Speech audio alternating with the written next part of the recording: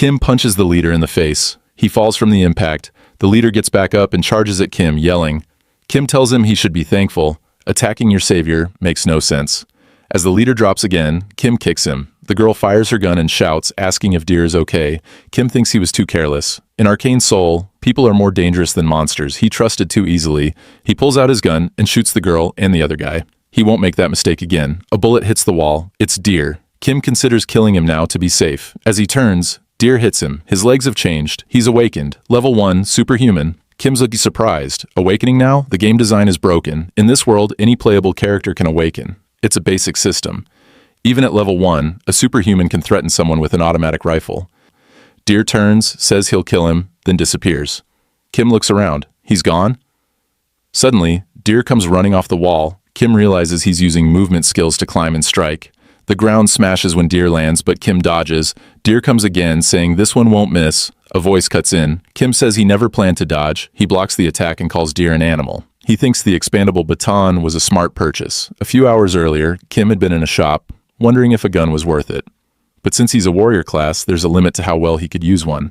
Just in case, he also picked a warrior class weapon. Now, using it in battle, he starts hitting Deer. With each strike, he gains new traits. The fight keeps building up. Finally, he defeats Deer. Kim's hand starts burning. He looks at it, confused. Fire surrounds him. He feels pain, but something else is rising inside. He realizes what's happening just as light explodes. Kim awakens as a level 1 superhuman warrior. That was the moment he learned how brutal the world of Arcane Seoul really was. Suddenly, a man shows up and says, "Now you've done it." Kim looks at him, trying to figure out who he is. It's Ironfist Kim, the second basic character in Arcane Seoul after Warrior Kim. He's from the reinforced soldier class and uses firearms with a prosthetic arm. But the real problem? Ironfist Kim is the feared boss of the Ironfist gang, a powerful underworld group. Kim realizes that by fighting in their territory, he must have really pissed them off. The man steps closer and asks, "Did you even check where you made this mess?" Kim replies, I got attacked out of nowhere. I couldn't just die there." Ironfist Kim pulls out his pistol and says, "So you're telling me whoever attacked you is scarier than the Ironfist gang?" Kim feels the gun pressed against his chest. "If I fight like this, I'm dead." The man says, "Buddy, you made a huge mistake. I'll show you what happens when you mess with our turf." Kim calmly says, "Oh yeah? You forgot one thing." He grabs the gun and says, "I'm not the type to die so easy." Kim pulls the trigger, and the gun fires. The man's shocked. This guy just pulled the trigger on himself. Suddenly, Kim's new trait activates. Regeneration. Feels like a tickle, he mutters. The man says, "Well, look at you. You've got an interesting ability." Kim thinks, this is an upgraded wound recovery trait you get at level 1 Superhuman. He decides to bluff, knowing he can't afford to look weak. Kim points at the beaten guys and says, "See? I didn't survive by luck. I don't care who you are. If you mess with me, Warrior Kim, you better watch out." Ironfist Kim grins. "Warrior Kim, huh? I like your guts. Fine, I'll let you go this time. But you owe me one." He steps closer and says, "You know what that means." Kim nods. "Yeah, I'll remember." "Did he recognize me?" The man holds out his hand. "Let's work together next time." Kim thinks it's smart to build a connection with someone like Ironfist Kim. They shake hands and say, "See you next time." Later, Kim goes on vacation and says, "I had no idea it'd be this impressive in real life." He looks at the Superhuman Tower. It's way different from his hometown. A girl walks up and says, "Thanks for visiting the Superhuman Tower. How can I help?" Kim blushes. She's beautiful and kind of familiar. Is she an NPC? The girl says, "If you're here for Superhuman certification, head over to that machine to check your mana and trait circuits." She points to a big machine. Kim walks there, thinking, I didn't even ask for help, but she's guiding me. Suddenly, people start whispering, "Look up, the Saintess is here." Kim looks up, confused. The Saintess? That's just a single airship, right? A bright light shines down. Kim's shocked. Is that the Old Father's order? Why is a boss monster here? Everyone shows respect. Kim thinks, since I'm still in the tutorial, she's a Saintess, not a boss monster. But later, the story reveals the order is actually a cult, disguised as a religion that attacks innocent people. The Saintess is a level 8 superhuman with 6 trait layers. Kim gasps, "Level 8? 6 traits? That's insane."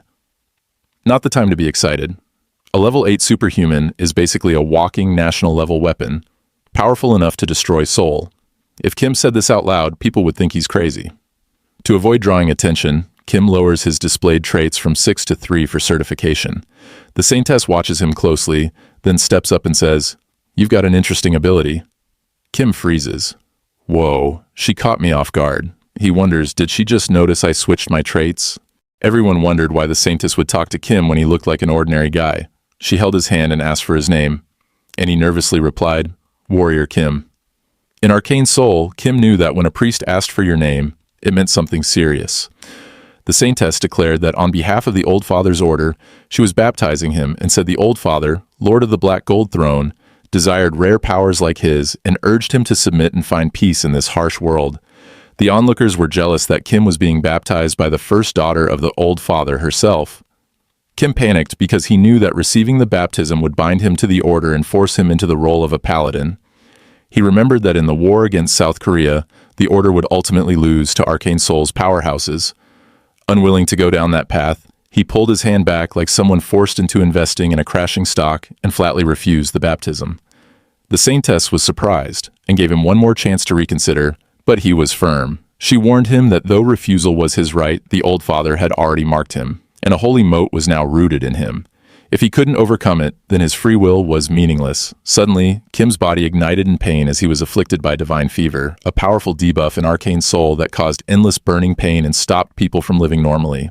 The only cure was baptism. Kim had prepared for this, but the pain was overwhelming. No one dared help someone cursed with divine fever, fearing contamination, but the same girl who guided him earlier poured water on him, checking if he was okay.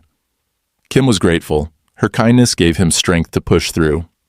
He then unlocked the Divine Resistance trait, which was only possible because his total mana was still low as a level 1 superhuman, making the debuff weaker. Channeling more mana, he focused on the contrast between the fire and the water.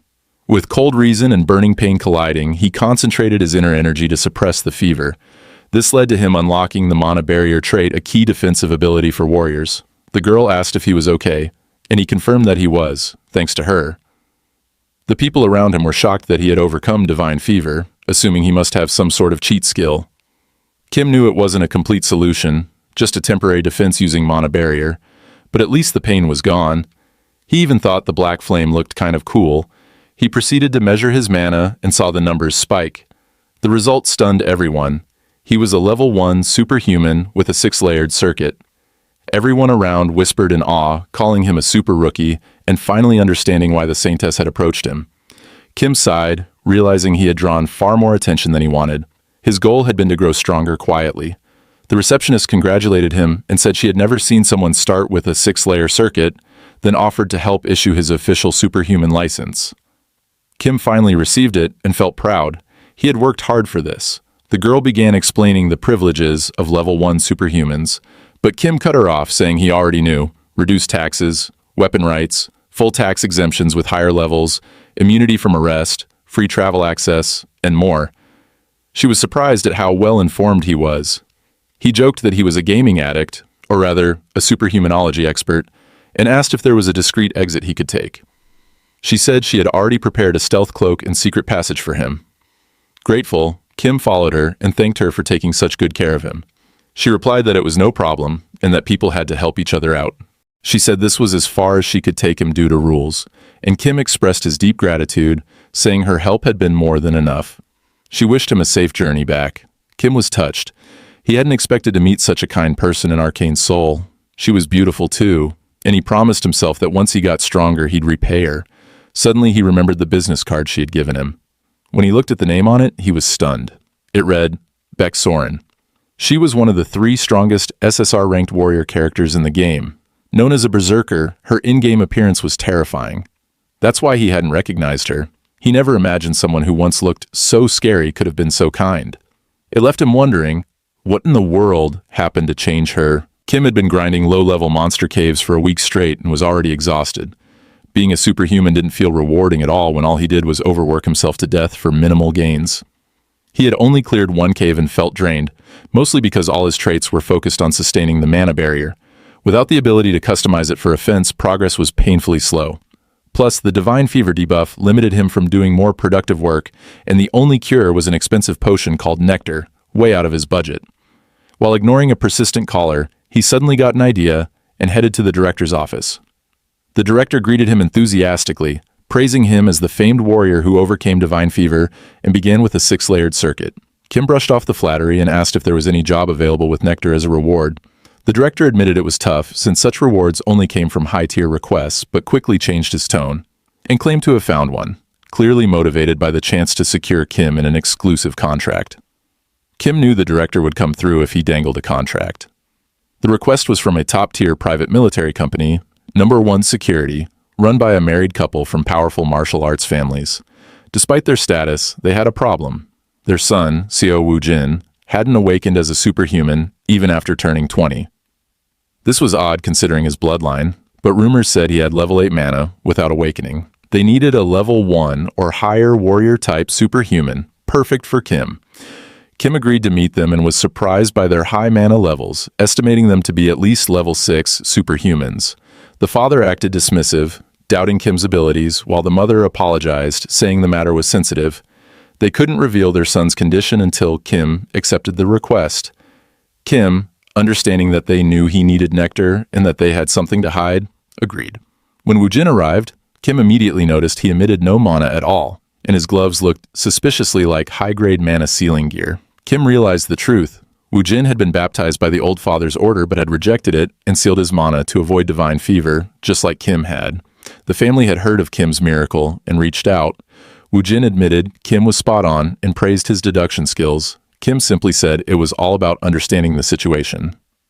From the future, Kim knew Woo-jin would eventually give in, becoming the vanguard paladin of the order after his parents lost their influence. The father, suddenly humble, asked if there was any way to save Woo-jin from baptism. Kim, smirking at the sudden change in attitude, assured them there was. He had spent 10,000 hours studying Arcane Seoul and knew exactly what to do.